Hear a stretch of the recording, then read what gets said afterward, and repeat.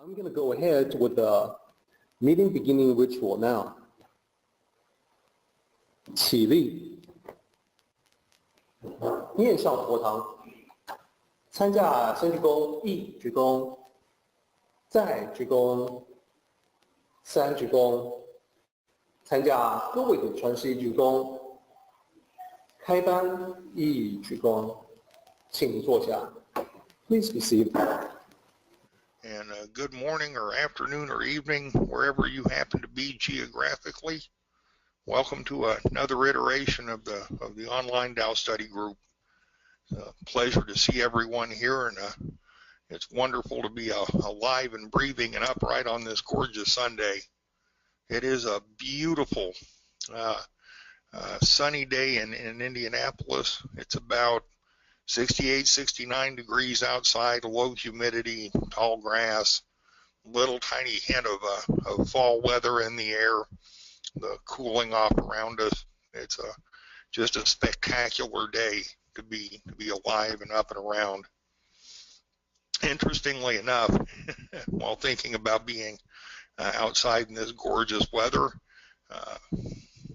through nothing other than coincidence, today I want to talk a bit about walking the path. It's a topic I hit every now and again. It's one that we need to hear every now and again, because there are a number of different schools of thought about how one should perhaps practice the philosophical Tao that range across a very broad spectrum of ideologies and thoughts and methodologies, some of which are very valid, some of which are well, prone to limited understanding, and some of which just plain don't work.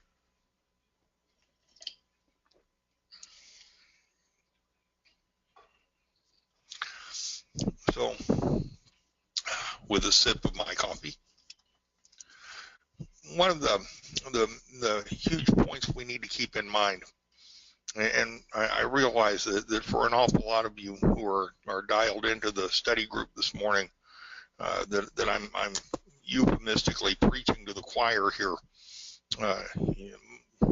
It could be said probably that most all of you are keenly aware of these principles, but that notwithstanding, I still think it bears repeating and mentioning, especially if it might help someone who's not familiar with how to cultivate and what to do to produce the kind of results that hopefully most of us see in our lives.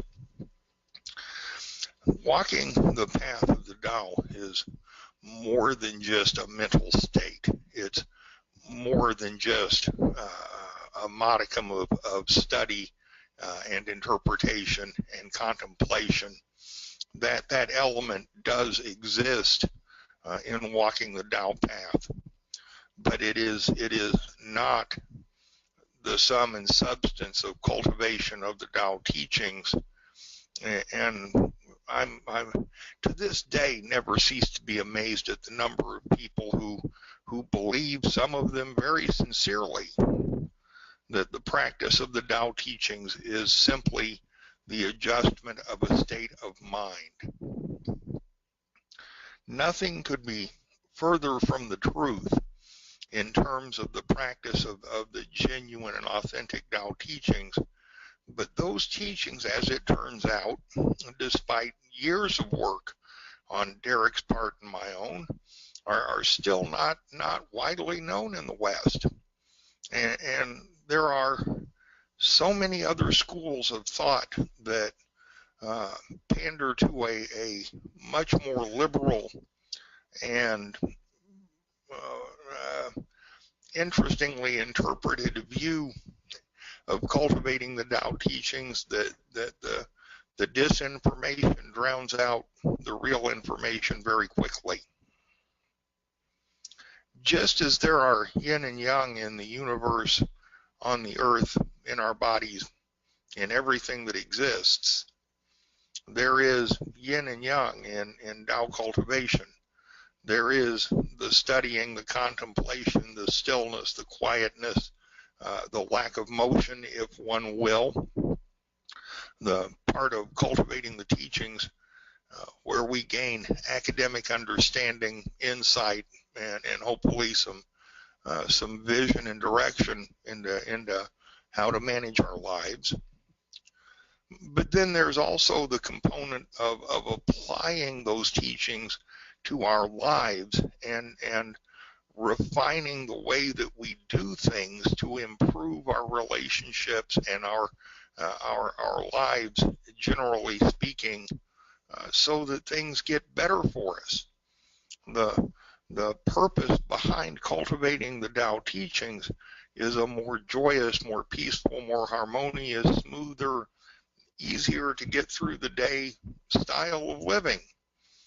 And if those results are not forthcoming from the practices that we're engaged in, perhaps we need to rethink the practices we're engaged in. However, it doesn't take but a minute to search the internet and find 100 different websites that say things like, I refuse to bathe because I'm the uncarved block. Well, that just doesn't make any sense. I am where I am doing what I'm doing because it is my essential nature to be obnoxious. Well, okay, it may be your essential nature to be obnoxious, but nobody else going to want to have anything to do with you. And there are things like that all over the internet. I think, therefore I am. If I don't think, does that mean I'm not?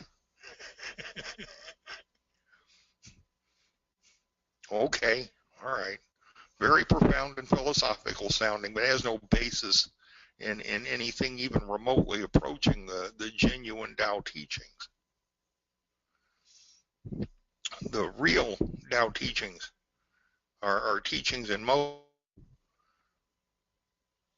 They actually produce results in our lives. I've been at this long enough that you have all heard me say on many occasions that this is the only spiritual discipline I have ever seen in my life where the results of properly following and applying the teachings are nearly 100% scientifically reproducible. You can apply the scientific method to utilizing these teachings in one's life and predict the result of the practice with almost 100% certainty. There is no other philosophical or spiritual pursuit that I know of that produces those kinds of results. But those results are not born of mere study, contemplation, and introspection. They are born of the application of the teachings in real life and making a whole bunch of mistakes. The benefits of the teachings are born in the school of hard knocks and experience. We get up, we go try, we fall down, skin our knees up real bad, feel sorry for ourselves for 10 minutes, and get up and go try it again. As long as we continue to get up and go try it again, eventually we'll get it. Some folks more easily than others. I myself tend to fall down a lot. But so far, I still keep getting up, which hopefully is as important as setting out to begin with. I very frequently liken the walking of the Tao path to walking a path through a forest, where the path itself is wide and green and lush and beautiful and easy to walk. But I just have to go explore that sinkhole or that side path or that cluster of trees over there where I can run into every single one of them and then trip over every rock that's on the path that I can possibly find to stub my foot on, in the hopes of maybe finding an easier way to get to where I was going to begin with. The simple fact of the matter is there is no easier way than simply to walk the path that Laozi laid out for us. But we oftentimes don't learn that. walking on the easy to walk path. We don't learn that until we take off down a few side paths and have a tree fall on us a few times. It seems that human beings only really absorb knowledge and growth through pain. and so there's also a process of retrospect and introspection that has to occur in order for us to successfully cultivate the teachings. And that's not the same as studying and contemplating either. That's actually motion without motion. It's stillness within motion. It's understanding that we need to take a look back every now and again and evaluate how we did. And if we feel like we didn't do so well, then we make some adjustments, we make some refinements, we smooth out some wrinkles and some bumps, and we go try it again. The entire process of studying and understanding the Tao teachings is a series of iterations through the teachings. There's absolutely no avoiding the cyclical nature of learning to walk the path, because there's the initial attempt to apply what it is we think we understand, followed by time spent in reflection over how we did, followed by growth through understanding and application of refinements, and eventually, in my case over years, and probably several more years to go, mastery through practice. Those things all have to go together in order for us to be successful. And we all have to choose, I guess, how successful we want to be, how much of the path we're willing to walk at any one given point in time, which of the teachings we will accept and which ones we will not. And all of those things are subject to change over time based on what we know and what we understand at the time we encounter the teachings.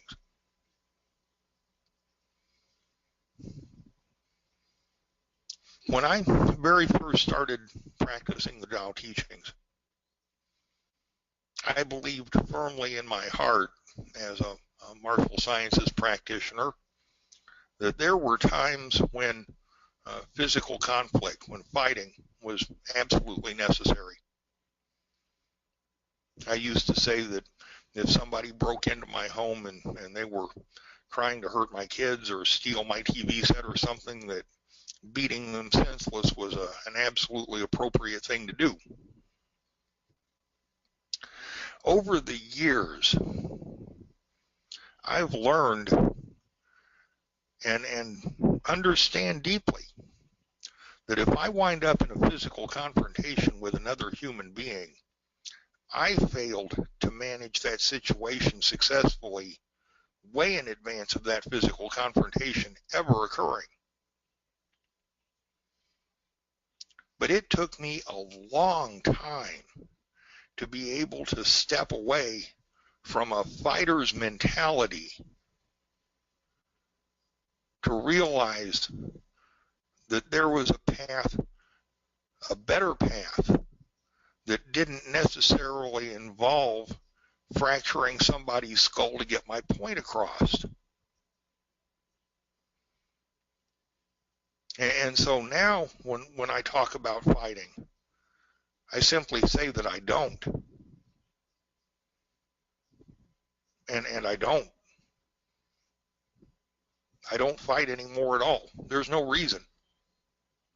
But there was no way for me to understand that previously because I lacked both the education and the experience to fully grasp the teachings of nonviolence and ending suffering that I understand now. And so part of that cycle of iterations through the teachings is an evaluation of our lives. It's the retrospect and introspection that I talk about so frequently that tells us whether or not we're progressing down the path. And really, we can make that evaluation pretty quickly simply by asking the three questions you see now. You know, are we happier and healthier and more joyful people than we were the last time we checked? Is there a deeper sense of meaning and purpose in our lives, a sense of spiritual growth and fulfillment, a sense of moving in the right direction? Do we sense that in our bones and in our hearts? Do we achieve our goals? When we put a plan out before us, are we able pretty much to accomplish those things? And are we able to accomplish them reasonably? That one, I don't know about all of you, but for certain things for me is still an issue. You know, 2 weeks ago, I said I needed to quit smoking. Derek said, write a plan down and share it with us. Well, it's been 2 weeks, and I still haven't written down a plan. On both Sundays, I've said, gee, I really need to write that plan down and share it with the group, but I still haven't done it. Why? That goal scares the hell out of me. This one's a difficult goal. It's more difficult than anything else I've ever done in my life. And I have to do it. But I don't mind sharing with you that it scares me to try. The fear of failing, the fear of not being able to do it may very good and well be the thing that causes cigarettes to kill me. Obviously, I'm not going to allow that to happen, but it does happen. And so in three little questions, we can determine how we're doing.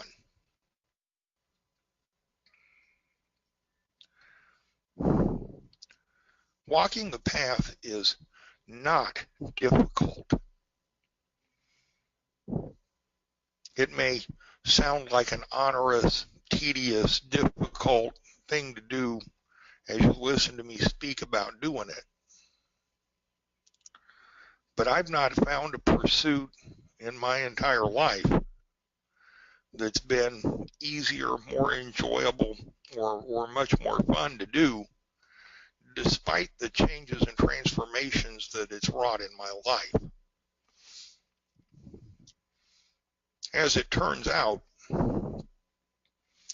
the Tao in all of its infinite grace seems to have some latitude built into it for those who are doing the best they know how to do, whether they understand or not. And it makes the journey easier. It makes it not so tedious and not so onerous.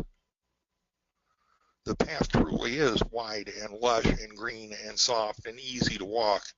And when we choose to stop running into the trees, it's a wonderful journey. But understand that the real and authentic path of the Tao is not a static path. It's not an armchair view of the path. It's a journey of putting one foot in front of the other every day. Whether we make progress forwards or take a few steps backwards, we're still moving. Understand that the genuine and authentic teachings of the Tao are not without rules. It isn't the church of what's happening now. It's not I refuse to bathe because I'm the uncarved block. It is pragmatic and simple, useful. And if it is not pragmatic and simple and useful, then it is likely not genuine. The real authentic teachings of the Tao are not vague and circumspect and subject to countless hours of meaningless interpretation and argument.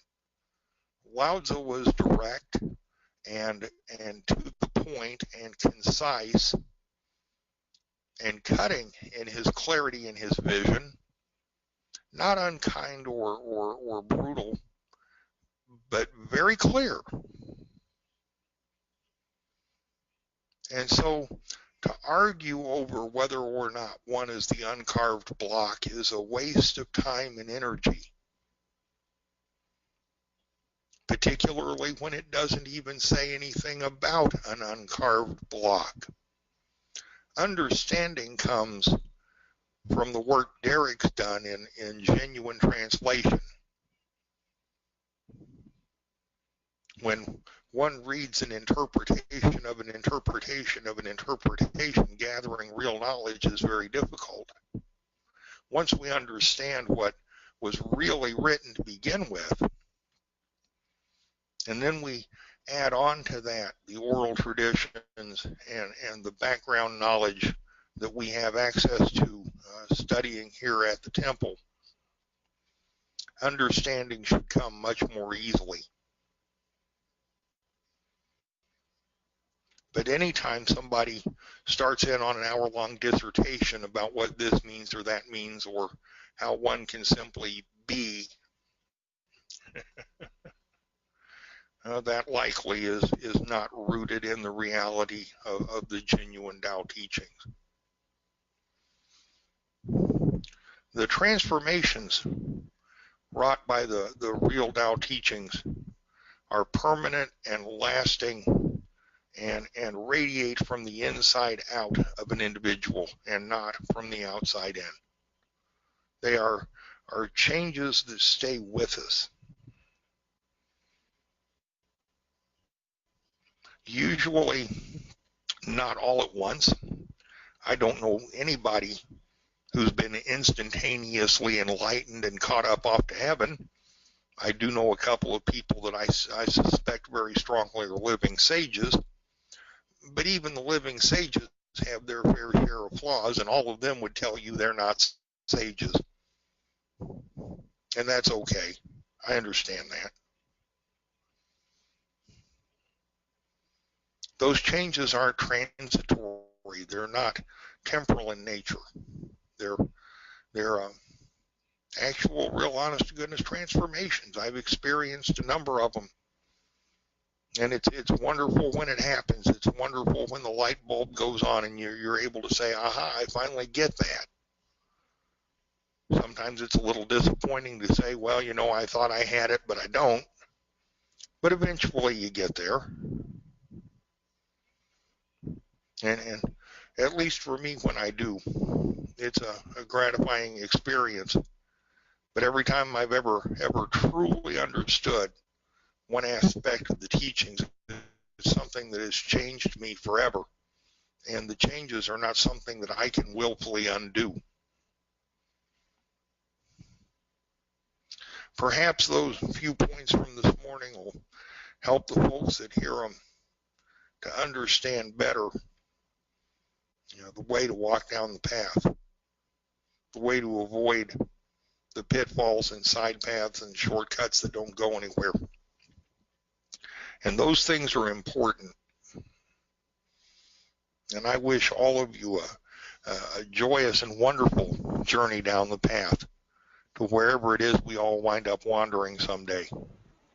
Thank you all very much for letting me share with you, and have a great Sunday. Thank you so much, Bill.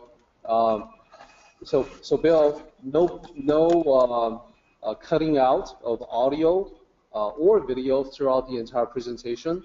I am so happy and grateful for that. Looks like the system has become much more stable. Thank goodness. Little extra bandwidth. What the extra bandwidth? Yes, indeed.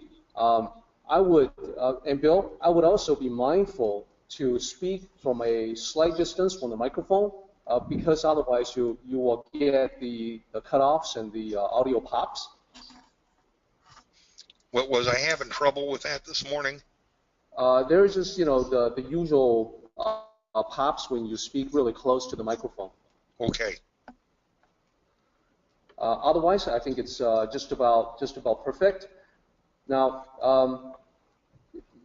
I found so many things interesting and also eerily corresponding in some of the work that I have done recently, helping people get motivated, get through some of the roadblocks. So I could not help but smile through that entire thing. Like I know this other gentleman whose plan is not to quit smoking, but to lose weight, and he's been having as much trouble with that as you're having with the cigarettes. And I told him the same thing. I told him, write down your plan, share that plan with your loved ones. That will help you get motivated. And so, in a similar way, I started to laugh when you said that. Well, you still haven't written the plan yet, because that's exactly what he said. A couple of weeks later, he said, yeah, I know it's not difficult to write that plan, but let me tell you, Derek, I still haven't written that plan yet. I think I'm scared to death of having a plan. So, and what I told him next, which I would also offer to you, is that you don't necessarily have to create a complete plan. This is the Eastern way. This is what Lao Tzu would say. Lao Tzu would say, all you got to do, the only thing you have to do is just to go to your computer and create a Microsoft Word document and call it "My Plan to Lose Weight," which in your case will be "My Plan to Quit Smoking," and that's it. That's all you have to do. So he's looking at me with a lot of skepticism, and he's like, well, how's that going to help me? I just create this blank file. That's it, right? I said, no. What the idea is that this is the simplest, most minimal thing that you can do that you know you will do. That had you gone the other way and become fully motivated, would have been the first step that you had to do anyway. So all you have to do is this one tiny little step. And if you still have some energy left, you can open up that document and you can write the exact same thing in the document as the name of the file, which is, my plan to lose weight in his case. And then if you still have some motivation, you can write, I am scared to death of having a plan, which is exactly what you told me. Just go ahead and type it in. So tiny little steps, a little bit at a time. And, if he wanted to, I could have sat down with him and say, okay, now write down the next thing that comes to your mind. Think to yourself, if I wasn't scared to death, what kind of plan would I create? And literally just type it in. Type that entire thing in. If I wasn't scared to death, what kind of plan would I, just like that. And there's a magic point. At some point in this process, you can just stop. You can stop at any point and just say, okay, I'm not going to look at this again for another few days until I feel up to it. Or you may feel, depending on the moment, you may feel like, well, I can keep going for just a little bit. Either way, at some magic point, you suddenly get to a place where everything opens up. You have to experience it to know what I'm talking about. But you will, it will happen, and it's all from a series of seemingly minor, insignificant, tiny little steps. So that's the Eastern way. That's what Lao Tzu would say.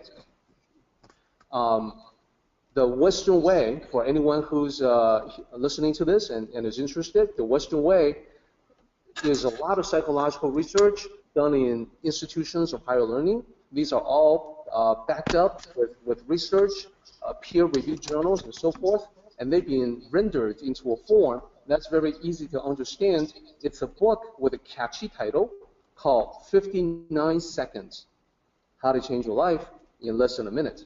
59 Seconds is the name of the book, and it's by author Richard Wiseman.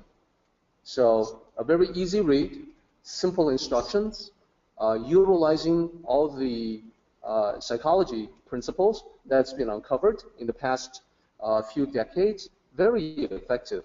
So Obviously, the book will cost money. You have to purchase it. You have to read it. So if you want the easy way out, just do what Lao Tzu would suggest, and that's take impossibly tiny little steps, one at a time, and that'll get you going. And if you are more the book reading type, you may consider this book called 59 Seconds by Richard Wiseman. Let's go ahead and do the meeting ending ritual, everybody. 起立，面向佛堂，持架三鞠躬，一鞠躬，再鞠躬，三鞠躬，持架规则是一鞠躬，接班一鞠躬。Okay, everybody, we are done. Participate in the Tao meeting by joining us online. For information, go to Taoism.net/Tao